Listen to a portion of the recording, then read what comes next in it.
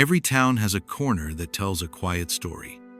No neon signs, no flashing lights, just a crosswalk, a faded stop sign, and a man in a yellow vest. He isn't famous. No headlines, no viral videos. But every morning, he shows up. Rain drumming on his shoulders, snow clinging to his boots, heat soaking into his wrinkled skin. He stands 1 foot slightly turned out from an old war injury watching, waiting. Children rush past him without a glance. Some are too sleepy to notice. Others are lost in their earbuds, their phones, their worlds. And yet, he lifts his arm, holds the sign high, and guards them like a soldier at a post. He knows their patterns. He knows who's late on Tuesdays, who walks with a limp, who hasn't smiled in weeks. To them, he's just the crossing guard. To him, they are everything. He never complains, never misses a day. He asks for nothing, not even a thank you. But what happens when one day he's not there?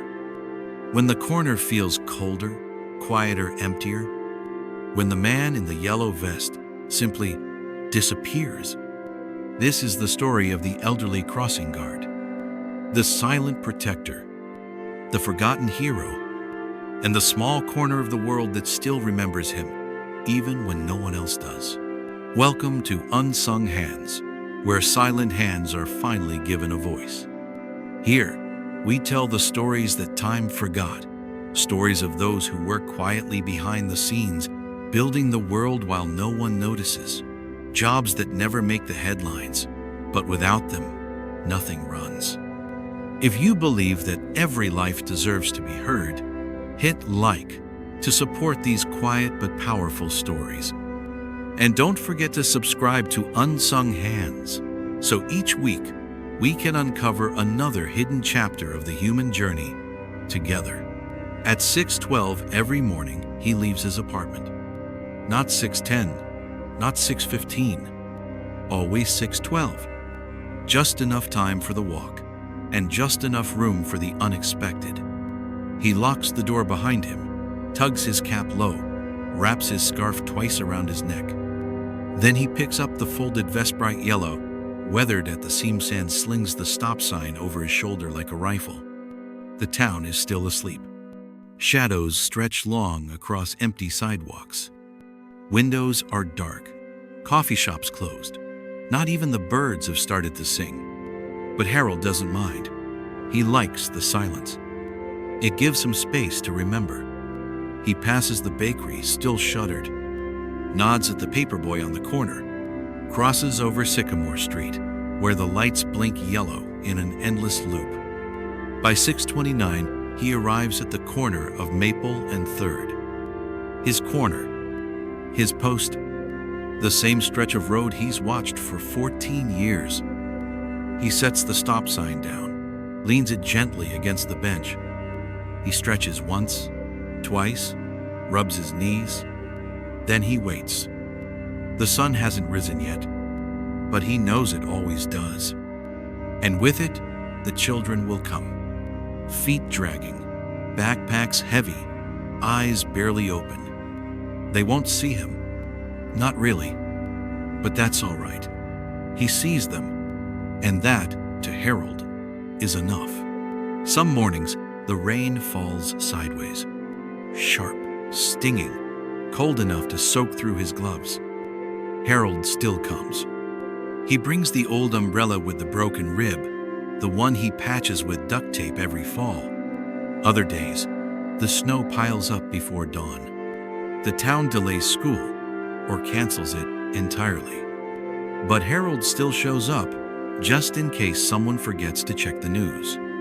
He shovels a narrow path across the crosswalk. Then he waits, breath fogging in the winter air. The seasons move around him, but his routine stays the same. 7:02. He sips coffee from the scratched thermos. 7:10. He scans the street for early walkers. 7:15. He begins his slow nods of greeting. To most, it's a job. To Harold, It's a rhythm, a quiet ceremony. He watches for worn-out shoes, for backpacks that seem too heavy, for faces that carry more than just sleepiness. He doesn't pry, doesn't ask questions, but he remembers. He remembers the girl who cried every Wednesday in October. He remembers the boy who stopped showing up after Christmas. And he remembers the mother who mouthed, "Thank you," every morning without ever stopping the car. These small things, they matter to him. They are his way of keeping the world steady. One silent moment at a time. One child across the street. He noticed the boy in late September. Small, thin, shoulders always hunched, as if trying to disappear into his own coat. A bright blue hood pulled tightly over his head, no matter the weather. He never walked with friends, never looked up, always clutched the same tattered backpack, the zipper half broken, the straps too long for his frame. Harold didn't know his name, but he knew the rhythm of his steps. Quick, uneven, as if always in a hurry to get somewhere else, or away from somewhere he'd rather not be. The boy never spoke, not even a nod. Some days, he didn't even glance at Harold. But Harold saw him. Every day, he made it a habit to raise the sign just a little higher when the boy approached, to look him in the eye, gently, not demanding anything, just offering presence, offering safety. One morning in October, the boy slipped. His foot caught the curb. His backpack spilled open. Papers scattered into the street, caught by the breeze. Cars were coming, fast. Before anyone else could react, Harold moved. Faster than most believed he could. He stepped into the street, raised the sign high, hand outstretched. The cars stopped. The wind paused. Harold knelt, picked up the papers, helped the boy to his feet. They stood there just for a moment, two strangers bound by silence. Then the boy nodded, a tiny, almost invisible gesture, and Harold smiled. The next day, there was a small granola bar left on the bench, wrapped in a paper napkin. No note, no name, but Harold knew. He tucked it into his pocket and said softly, "Thank you, Blue Hood."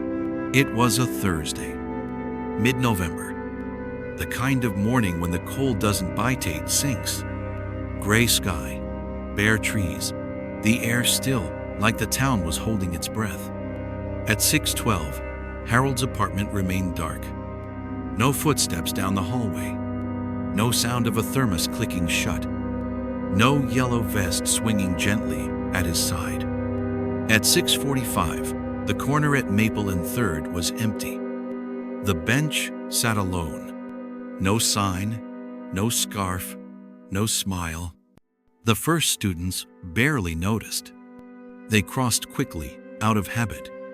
The older ones paused, looked around. Something felt wrong, but no one said it. Not yet. At 7:10, a mother leaned out of her car. "Where's Mr. Harold?" No one answered. At 7:15, Jacob, the boy with the blue hood, stopped at the edge of the crosswalk. He didn't move, didn't step forward. He just stared at the bench, at the space where Harold always stood. And in that stillness, the silence deepened. It wasn't just the absence of sound.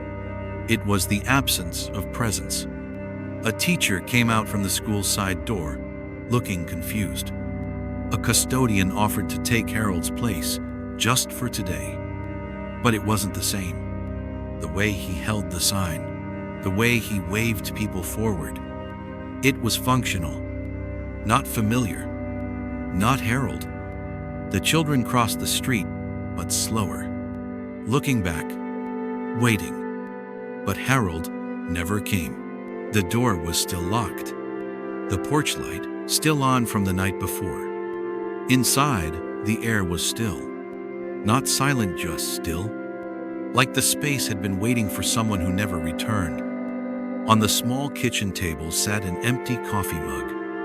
A folded yellow vest rested neatly beside it, the reflective strips dulled with time. His thermos stood upright, unopened. The morning newspaper remained untouched, half slipped through the mail slot.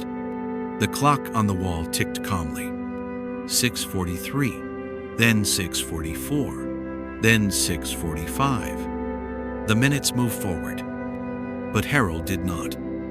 He had passed in his sleep, peacefully. No pain, no struggle, just a quiet breath drawn in and never released.